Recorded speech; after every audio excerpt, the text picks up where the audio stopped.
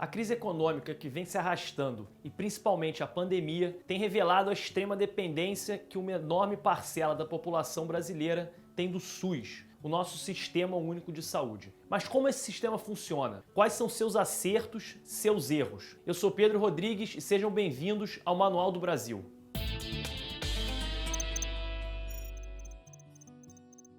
Diferente da realidade de outros países, o Brasil escolheu ter um sistema de saúde universal que funciona através do SUS, o Sistema Único de Saúde. Por esse sistema, milhões de brasileiros têm como única alternativa para cuidarem da sua saúde. Entre defensores e críticos apaixonados, o SUS segue vencendo desafios diários de estar disponível para toda a nossa população, independente da classe social. Será que a gente deve manter esse modelo? Como podemos aprimorar o SUS? É sobre isso que a gente vai falar no vídeo de hoje. E para começar, a gente precisa entender qual a extensão da atuação do SUS. Então, entender bem a sua origem, o contexto da sua origem e com isso, como isso definiu muito bem o seu lado positivo, assim como o seu lado negativo. Mas antes, se essa é a sua primeira visita aqui no nosso canal, eu te convido a assistir outros vídeos que a gente tem por aqui. E para não correr o risco de perder os vídeos que a gente ainda vai lançar nos próximos dias, já se inscreve e aperta o sininho. Bem, o SUS, como todo mundo sabe, é o sistema de saúde público aqui no Brasil. Mas o que isso quer dizer? Isso quer dizer que o SUS corresponde ao conjunto de instituições e práticas relacionadas à saúde que são coordenadas pelo Estado brasileiro. O SUS é embasado na nossa Constituição, na Constituição Cidadã de 1988, onde a saúde é tida como um assunto de relevância pública. E, na verdade, foi a primeira Constituição brasileira a incluir a saúde como um tema de interesse público. A gente pode até dizer que o SUS encarna parte do espírito da Constituição Cidadã, mas isso a gente vai falar um pouquinho mais tarde. Por enquanto, a gente só precisa entender que a partir da Constituição, a saúde se tornou um direito de todos e um dever do Estado, de modo que, na teoria, toda a população brasileira deve ter acesso a um tratamento gratuito. O que, por sua vez, faz do SUS uma rede extensa de atuação, indo desde procedimentos médicos básicos até os mais complexos, além de fornecer atendimento de emergência para acidentes através do Serviço de Atendimento Móvel de Urgência, o SAMU. Mas o SUS não se limita a ser somente uma rede de atendimento médico. Ela também oferece gratuitamente vacinas e remédios para diversas doenças e ainda custeia pesquisas. Se você comparar o SUS com o sistema de saúde que havia antes da Constituição de 88 e da nossa redemocratização, você vai ter uma noção do quão abrangente é o nosso sistema atual. Na verdade, durante a maior parte da nossa história, a saúde pública se limitava à fiscalização e os mais pobres só recebiam atendimento através de entidades de caridade, como as Santas Casas de Misericórdia. Durante a ditadura, também não foi muito diferente. Nessa época, inicialmente, o Instituto Nacional de Previdência Social, o INPS, e depois o Instituto Nacional de Assistência Médica da Previdência Social, ANPS, eram os órgãos responsáveis pelo sistema público de saúde. Em ambos, a saúde estava subordinada à Previdência e o Estado não tinha o dever de garantir acesso universal à saúde. O atendimento era condicionado pela contribuição do trabalhador à Previdência. Então, o sistema público de saúde não era destinado a todos os cidadãos, mas somente ao contribuinte com trabalho e com carteira assinada. Além disso, o sistema público de saúde, na época, servia mais como um complemento do que base para a garantia da saúde da população. Com o INPS, por exemplo, os hospitais próprios da Previdência foram sendo sucateados ou desativados, dando maior espaço para o atendimento privado. Com a redemocratização, a coisa muda de figura. Como eu falei agora há pouco, o SUS, de certo modo, traz em si o espírito da Constituição Cidadã e do momento que a esfera política brasileira vivia durante a Assembleia Nacional Constituinte. Como fruto desse momento histórico, existe no SUS, assim como na Constituição, uma forte influência da social-democracia e de um entusiasmo com a ideia de que um Estado é capaz de prover bem-estar social generalizado. A gente pode ver isso tanto na extensão dos serviços prestados pelo SUS, como na garantia da universalidade. A gente pode identificar o início do SUS na Assembleia Nacional Constituinte, como eu falei. Mas a movimentação que deu origem a toda a ideia do SUS ganhou mesmo forma na 8ª Conferência Nacional da Saúde, que aconteceu em Brasília em 86. Esse foi um evento único, a primeira Conferência Nacional de Saúde, onde os participantes não eram só parlamentares e autoridades do assunto, mas também usuários do sistema público de saúde. Essa novidade da participação popular foi estimulada sobretudo pelo movimento pela reforma sanitarista, que desde a década de 70 estava estimulando reflexões sobre o sistema de saúde brasileiro. E nessa conferência, os esforços desse movimento finalmente renderam alguns frutos. O foco na conferência estava em 3 temas principais: a saúde como direito, a reformulação do Sistema Nacional de Saúde e o financiamento da saúde. No fim do encontro, ficaram claros quais deviam ser os princípios e diretrizes que iriam nortear o novo sistema público de saúde no Brasil pós-ditadura e que, por fim, passaram a fazer parte tanto da nossa Constituição quanto na nossa legislação que regulamenta o SUS. Quais são exatamente esses princípios e diretrizes que eu estou falando? São eles: a universalidade dos serviços, que devem estar disponíveis a qualquer cidadão; a equidade, que serve como princípio de justiça social para que se distribua investimentos tendo em mente os mais carentes; a integralidade, para que haja garantia de tratamento contínuo e preventivo; a hierarquização e regionalização, que estabelece a centralidade dos municípios na saúde pública, sem ignorar que existem esferas superiores do governo; a descentralização e o comando único, para que haja redistribuição do poder e para que todo município tenha autonomia para tomar decisões; participação popular, como modo de controle social e medida de eficiência. Afinal, é pela voz do povo que se mede o nível de satisfação. E resolutividade, para que a capacidade dos agentes do SUS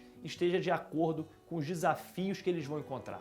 Bem, esses são os princípios mais abstratos que organizam o SUS. E como concretamente o SUS se organiza? Como você deve imaginar, pelo que já falamos até aqui, a organização do nosso Sistema Único de Saúde segue uma hierarquia, mas é bem descentralizada. Nisso existem 2 espaços onde são tomadas as decisões sobre o SUS nas diferentes instâncias do governo: o Conselho de Saúde e as Conferências de Saúde. Existem, então, tanto conselhos quanto conferências de saúde em âmbito municipal, estadual e, é claro, no âmbito federal. Os conselhos de saúde são permanentes, deliberativos e formados por representantes do governo, dos prestadores de serviço, dos profissionais da saúde e dos usuários. Atuam formulando estratégias e no controle da execução da política de saúde. Já as conferências de saúde não são permanentes, se reúnem de 4 em 4 anos, sendo convocadas ou pelo respectivo Conselho de Saúde ou pelo respectivo Poder Executivo. Avaliam a situação da saúde pública em sua instância nos últimos 4 anos e propõem novas diretrizes quando necessário. Através dessa estrutura organizacional que certas tendências, certas políticas são definidas dentro do SUS. Entre essas, uma que se destaca é o Programa de Saúde da Família, que é embasado pela noção de atenção básica. Atenção básica ou atenção primária à saúde é um conceito que antecede a formação do SUS e quer dizer simplesmente que os sistemas nacionais de saúde precisam ter em mente não só o atendimento imediato do cidadão que se encontra doente, mas precisam levar em consideração as condições sociais do cidadão e o cuidado contínuo que ele merece. Em especial, é um conceito que deve ser aplicado na relação dos hospitais e postos de saúde com a comunidade que os cerca e no primeiro contato do cidadão com o sistema de saúde nacional. No Brasil, existe a Política Nacional de Atenção Básica, desde 2006, que organiza e normatiza a atenção básica à saúde em toda a extensão do atendimento pelo SUS. Os 2 principais programas da Política Nacional de Atenção Básica são o Programa de Agentes Comunitários de Saúde e o Programa de Saúde da Família. Mas ok, deu para entender como o SUS se organiza e atua, em quais princípios ele se embasa, mas vamos ser mais práticos. Como o SUS é financiado? O que é que permite que todas essas atividades sejam desenvolvidas e realizadas? Para possibilitar as atividades do SUS, existe o Fundo Nacional de Saúde, por meio do qual a União distribui investimentos entre as diferentes esferas de atuação do SUS, ou seja, federal, estadual e municipal. 45% da receita do fundo vem dos seguros por danos pessoais causados por veículos automotores de via terrestre, o nosso famoso DPVAT. Os outros 55% vêm de percentuais fixos de arrecadação da União, dos estados e dos municípios. E falando em financiamento, essa é uma das maiores críticas ao SUS. Até agora, a gente viu que a visão do que o SUS trouxe sobre a saúde pública é de fato humanizadora e busca cobrir a saúde do cidadão em toda a sua extensão. Certamente o SUS também é muito mais inclusivo que sistemas nacionais de saúde anteriores. Mas uma crítica recorrente em relação a alguns dos frutos da Constituição Cidadã parece ser de que, apesar de representarem uma evolução e parecerem excelentes na teoria, na prática trazem alguns entraves, entre eles o principal, o financiamento. Não só somos um país pobre, como ainda assim não há um investimento que comporte plenamente a extensão que o SUS merece. De acordo com um pesquisador, diretor da Faculdade de Saúde Pública da USP, o SUS está subfinanciado e não recebe dinheiro suficiente para atender a sua demanda. E além disso, a administração desses recursos insuficientes é muito ruim. Segundo especialistas, a administração do SUS é trágica. De acordo com eles, além de baixos recursos financeiros, existe uma má gestão que ainda desperdiça o pouco de recursos que o SUS tem. Além de subfinanciado e má gestão, existem outras críticas comuns ao nosso Sistema Único de Saúde, como a escassez de profissionais qualificados, o longuíssimo tempo de espera para atendimento, a péssima administração de tempo e a falta de leitos. Com esses problemas todos, é de se esperar que a população não tenha lá a melhor das experiências com o SUS. Mas, de acordo com a pesquisa feita em 2017 pelo Datafolha, encomendada pelo Conselho Federal de Medicina, dos entrevistados que haviam usado o Serviço Único de Saúde recentemente, naquela época, 39% consideravam o serviço bom ou ótimo, 38% avaliaram como regular e 22% qualificaram os serviços do SUS como ruim ou péssimo. O nível de satisfação bem abaixo dos serviços prestados pelos planos de saúde particulares, que, de acordo com a pesquisa do Ibope do mesmo ano, estava por volta de 80%. Além disso, 54% dos entrevistados pelo Datafolha classificaram especificamente o tempo de espera para atendimento e o acesso a serviços especializados como péssimo. Mas essa parte da pesquisa conta só metade da história. Existe uma diferença clara entre as avaliações dos usuários do SUS. Quanto mais frequentado o uso do SUS, maior a tendência de o avaliarem positivamente. Nessa mesma pesquisa, 30% dos usuários frequentes do SUS avaliam o tempo de espera para conseguir um medicamento como excelente, enquanto entre usuários eventuais, 15% têm a mesma opinião. Isso pode demonstrar que a percepção dos usuários do SUS pode sempre melhorar ao se familiarizarem com o funcionamento do sistema. Além disso, quando falamos pelo menos em atenção básica, inegavelmente o SUS evoluiu muito.